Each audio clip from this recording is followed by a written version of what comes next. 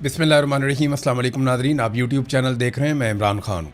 Nadreen, Pakistan की military establishment ने अपना 5वां बजट पेश किया है। वैसे तो इससे पहले भी बजट उन्हीं के होते थे, लेकिन अभी कोई दूसरी शिरकत है ही नहीं, कोई और शामिल ही नहीं है। 2022 में रिजीम चेंज किया था जनरल बाजवा ने अपने दीगर साथियों के साथ मिलकर, और उस वक्त से लेकर अब तक पाकिस्तान में जितने भी बजट पेश किए गए वो मिलिट्री एस्टेब्लिशमेंट के IMF के साथ मिलकर पेश किए गए बजट हैं। ये बेचारे सियासतदान तो सिर्फ सामने कर दिए जाते हैं, और वो भी बेचारे इसलिए सामने आ जाते हैं कि उन्हें ब्लैकमेल किया जा रहा है। नंबर 2, वो इस सिस्टम का हिस्सा बनकर इक़्तिदार में रहना चाहते हैं। लालच है, खौफ है, बस इन चीज़ों की वजह से ये सारे इक़्तिदार के अंदर है। इन्होंने एक नई वारदात डाली थी जनरल बाजवा के दौर में कि अवाम के लिए इन्होंने जब पहला बजट पेश किया ना 2022 में, तो उसमें इन्होंने अवाम पे बहुत सारा बोझ डाल दिया था, और उस बोझ को नाम दिया गया था मुश्किल फ़ैसलों का। तो पहली मरतबा ऐसा हुआ कि पाकिस्तान में आम आदमी की कमर तोड़ने का नाम मुश्किल फ़ैसले रख दिया गया। यानी हुकूमत अपनी नालायकी, अपना नकम्मापन और हुकूमत अपनी गलत पॉलिसियों को अब नाम दे रही है मुश्किल फ़ैसले। लेकिन ये सारे मुश्किल फ़ैसले आम आदमी और गरीब आदमी के लिए क्यों होते हैं? ये बहुत अजीब टर्मिनोलॉजी है जो मुतारिफ़ करवाई गई जनरल बाजवा के दौर में, और अब तक वफाकी वज़रा इस टर्मिनोलॉजी को इस्तेमाल कर रहे हैं कि जनाब हमने मुश्किल फ़ैसले किए हैं। हर मुश्किल फ़ैसला गरीब आदमी की कमर तोड़ता है। इन्होंने अपने लिए कोई मुश्किल फ़ैसला नहीं किया। मिसाल के तौर पे अगर मुश्किल फ़ैसले ही करने थे तो सबसे पहले अपना प्रोटोकॉल ख़त्म कर देते, वो नहीं किया। अगर मुश्किल फ़ैसले करने थे तो अपने प्राइवेट जेट वापस कर देते, वो नहीं किया। अगर मुश्किल फ़ैसले ही करने थे तो महंगे तरीन अय्याशी वाले तैयारे ना खरीदते, लेकिन वो नहीं किया। अगर मुश्किल फ़ैसले ही करने थे तो अपने टब्बर और मुलाजमीन समेत बैरून मुल्क दौरे जो हैं उन्हें मुख्तसर कर देते या ख़त्म कर देते, वो नहीं किया। ऐवान सदर, ऐवान वज़ीर आज़म और वज़रा आला के अखराजात को ही कम कर देते, वो भी नहीं किया। अगर मुश्किल फ़ैसले करने थे तो MNAs और MPAs के जो फ़ंड्स दिए जाते हैं जिनमें बहुत बड़े बड़े किकबैक्स और कमीशंस होते हैं, वो फ़ंड बंद कर देते, लेकिन वो नहीं किया गया। दिहाड़ियाँ बंद करवा देते, वो नहीं करवाई गई। IPP से जान छुड़वा देते अगर मुश्किल फ़ैसले ही करने थे तो, लेकिन वो मुश्किल फ़ैसला नहीं किया गया। जो लेवी ज़ालिमाना आयद की गई गरीब पाकिस्तानियों के ऊपर, वो ख़त्म कर देते, लेकिन वो मुश्किल फ़ैसला नहीं किया गया। अगर मुश्किल फ़ैसले ही करने थे तो IMF को इनकार करने का फ़ैसला कर देते, वो फ़ैसला भी नहीं किया गया। अगर मुश्किल फ़ैसले ही करने थे तो अमीरों के ऊपर टैक्स लगाते गरीबों की जेब काटने की बजाय, लेकिन वो नहीं किया गया। अगर और ही ज़्यादा शौक था इनको मुश्किल फ़ैसले करने का तो अपने और अपने ख़ानदानों की मालो दौलत पाकिस्तान में वापस ले जाते बतौर सरमाया, और सरमायाकारी पाकिस्तान में करते, लेकिन वो नहीं किया। बल्कि इनके बच्चे तो आज भी बैरून मुल्क कारोबार कर रहे हैं, एक के बाद एक। अगर मुश्किल फ़ैसले ही करने थे तो अपना इलाज पाकिस्तानी अस्पताल में वहाँ से करवाते जहाँ से पाकिस्तानी अवाम का हो रहा है, लेकिन वो मुश्किल फ़ैसला इन्होंने नहीं किया। अगर मुश्किल फ़ैसले करने ही थे तो अपने बड़े बड़े महल ख़त्म कर देते, बड़े बड़े गवर्नर हाउस, बड़े बड़े ईवान, ये बहुत बड़े बड़े जो खर्चे हो जाते हैं, जो सरकारी बाबुओं को इन्होंने बहुत बड़े बड़े महल, बहुत बड़ी बड़ी कोठियाँ दी हुई हैं, वो ख़त्म कर देते अगर मुश्किल फ़ैसले करने थे। एक से ज़्यादा गाड़ियाँ जितने अफसरान को दी गई हैं वो गाड़ियाँ वापस ले ली जाती, लेकिन वो मुश्किल फ़ैसले इन्होंने नहीं किए।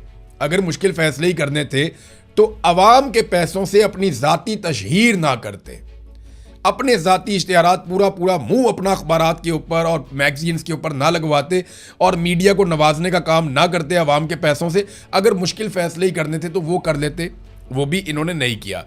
अवाम के टैक्सेस से चलने वाले बड़े बड़े क्लब्स जिनके अंदर ये लोग जाते हैं, अशराफिया जाती है, जैसा कि जिम खाना भी है, बाकी क्लब्स हैं, ये आम पाकिस्तानियों के पैसे से चलते हैं। अगर तो मुश्किल फ़ैसले करने थे तो इन क्लबों को बंद कर देते, ये भी एक मुश्किल फ़ैसला था। लेकिन इनका हर मुश्किल फ़ैसला, मैं ऐसे दर्जनों फ़ैसले और गिनवा सकता हूँ, लेकिन इनका हर मुश्किल फ़ैसला गरीब आदमी के ख़िलाफ़ होता है, आम पाकिस्तानी के ख़िलाफ़ होता है। मुश्किल फ़ैसला वो होता है जो गरीब को, कमज़ोर को और निचले तबके को मुश्किल में डाल देता है। इनका मुश्किल फ़ैसला कभी भी बड़े आदमी को, एलीट क्लास को वो परेशान नहीं करता, वो राज़ी रहते हैं। उनको अरबों डॉलर्स की छूट दी जाती है टैक्सेस के अंदर। फौजी फाउंडेशन के जो इदारे हैं उनको इतनी बड़ी छूट दी जाती है कि आप कैलकुलेट करें तो गरीब को तो उसके बदले में मिलता ही कुछ नहीं है।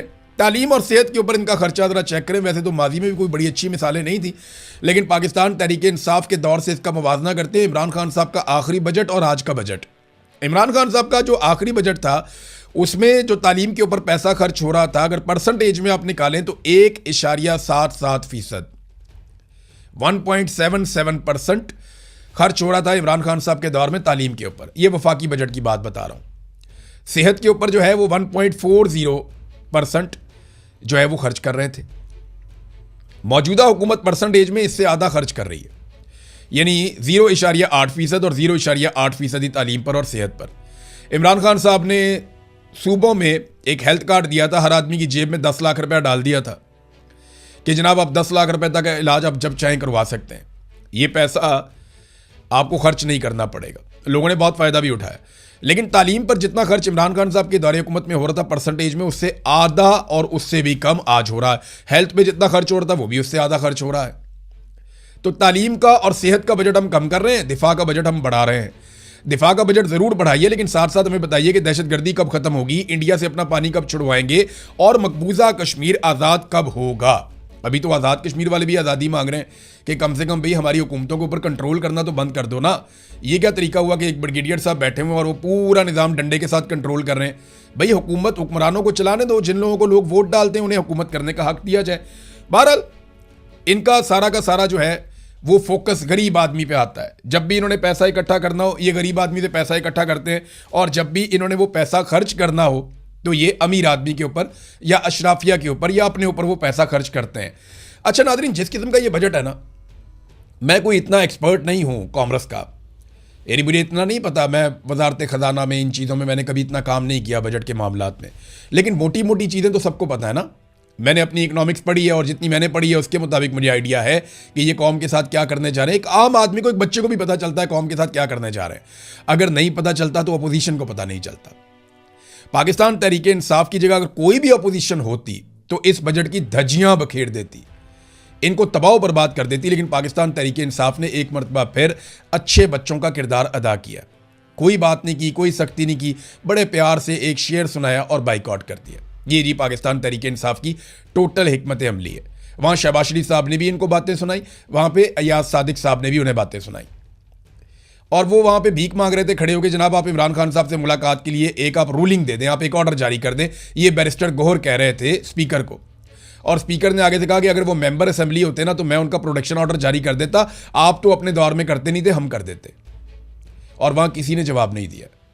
सिर्फ एक आदमी था सेनेट का मेंबर, एक सेनेटर था एजाज चौधरी, वो 3 साल से जेल में पड़ा। एक मरतबा भी उसका प्रोटेक्शन ऑर्डर जारी होने के बावजूद उसको आने नहीं दिया गया, एक मरतबा भी अमल दरामद नहीं हुआ। यूसुफ रज़ा गिलानी ने बहुत बड़ी बड़ी बातें की लेकिन अमल दरामद नहीं हुआ।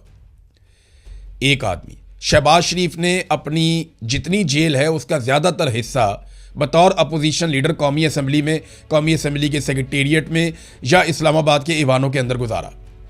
शहबाज शरीफ ने तो मौजों वाली जेल काटी है। मैंने आपको पर्ची एक दफ़ा दिखाई थी कि ये सुबह का नाश्ता करते हुए दोपहर का खाना लिख कर देता था, दोपहर का खाना खाते हुए रात का खाना लिख कर देता था।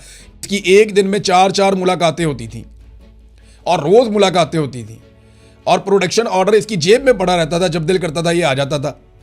परवेज इलाही ने जितना ओब्लाइज किया हमजा शहबाज को कोई सोच भी नहीं सकता। हमजा शहबाज को शहजादों की तरह रखा परवेज इलाही ने जब वो जेल के अंदर बनता करप्शन के केसेस में। ये इन्होंने इनको फैसिलिटेट किया। नवाज शरीफ की रोजाना कितनी मुलाकातें होती थी, लेकिन आज अयाज सादिक इन्हें बात सुना रहा है और ये आगे से जवाब ही नहीं दे पा रहे कि हम तो आपके प्रोटेक्शन ऑर्डर रोजाना जारी करते थे। वहीं पे असद कैसर साहब बैठे हुए थे, वो बताते कि हमने तो आपका प्रोटेक्शन ऑर्डर एक दिन भी नहीं रोका और आपने हमें आज तक प्रोटेक्शन ऑर्डर दिया ही नहीं। अव्वल तो किसी को मेंबर ही नहीं बनने दिया, और जो रह गया था मेंबर इक्का दुक्का वो उनको आने नहीं दिया, कभी भी वो कभी भी नहीं आ सके। ये एस्टेब्लिशमेंट ने कंट्रोल किया। अब तक के लिए इतनी, अपना ख्याल रखिएगा, अपने इस चैनल का भी। अल्लाह हाफिज़।